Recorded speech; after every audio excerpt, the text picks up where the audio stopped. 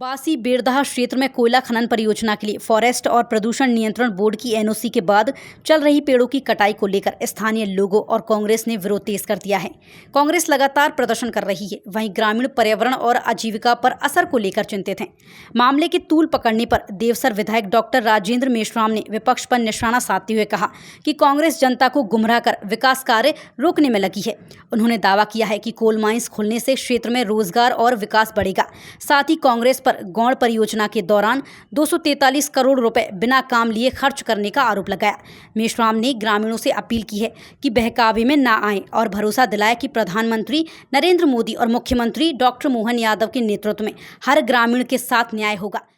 सर्वप्रथम मैं आप लोगों के माध्यम से, इस चैनल के माध्यम से अपने क्षेत्र की जनता को और जिस क्षेत्र में कार्य हो रहा है बेलवा और बासी बरदा, उन सभी देवतुल्य कार्यकर्ताओं को स्पष्ट रूप से बताना चाहता हूं कि ये विपक्ष के दल, मैं याद दिलाना चाहता हूं, भारत सरकार की गाइडलाइन है और जहां विकास होता है तो वहां ये सारी चीज़ें आती है, पर ये शुरू में रहता है, अंत में बाद में सारी चीज़ें विकास के और उनके चारों तरफ जो रोजगार की दृष्टि से, वहाँ के वातावरण की दृष्टि से सब कुछ अच्छा हो जाता है। आपने देखा होगा एनसीएल का जब हुआ था तब भी यही हुआ था। लेकिन अभी क्या है कि जो हमारे विपक्ष दल के बंधु हैं,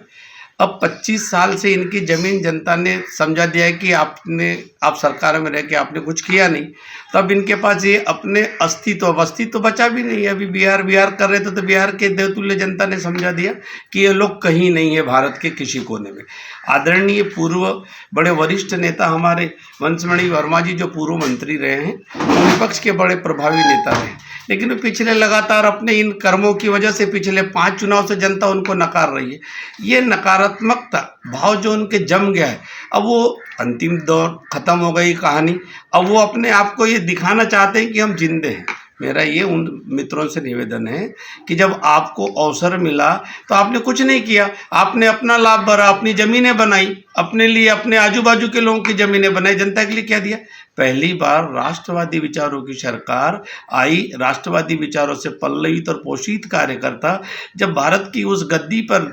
चाय बेचते बेचते देश के यशस्वी प्रधानमंत्री नरेंद्र भाई मोदी जी बैठे, मध्य प्रदेश के यशस्वी मुख्यमंत्री डॉक्टर मोहन यादव जी बैठे और जो भारत सरकार की गाइडलाइन है, गाइडलाइन के अनुसार ये काम हो रहा है। जनता का वहाँ सरपंचों ने एनओसी दी है, शासन की जितनी हमारी जो फॉर्मेलिटीज़ होती है उसका पूरा एनजीटी का पालन किया गया है। हमने जो कानून क्या कहता है कि जहाँ पे अगर हम नया उत्खनन होता है या नया विकास आता है, अगर उसमें सरकारी पेड़ है, अभी तो जहाँ पेड़ है वहाँ पे कोई निवासरत नहीं है, लेकिन ये जो विपक्षी हमारे मित्र है ये अपने इनको कुछ जनता ने नकार दिया है तो अब इनके पास झूठे हल्ला फैलाते रहते हैं। आपको एक वाक्य आपके माध्यम से दिखाना चाहता हूँ। बीच में 15 महीने के लिए कांग्रेस की सरकार आई थी, मैंने अपने क्षेत्र के लिए तब तत्कालीन यशस्वी मुख्यमंत्री श्रीमान शिवराज सिंह चौहान जी थे जो आज भारत के कृषि मंत्री हैं, उनसे हमने निवेदन किया था कि हमारा आदिवासी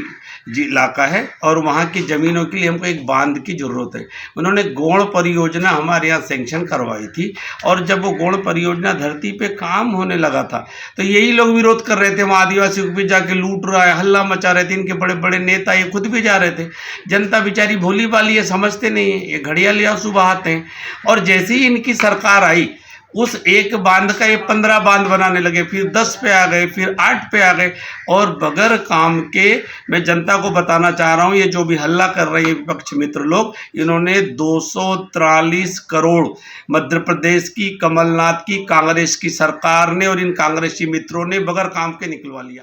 bureau report Jansansar news Singrauli.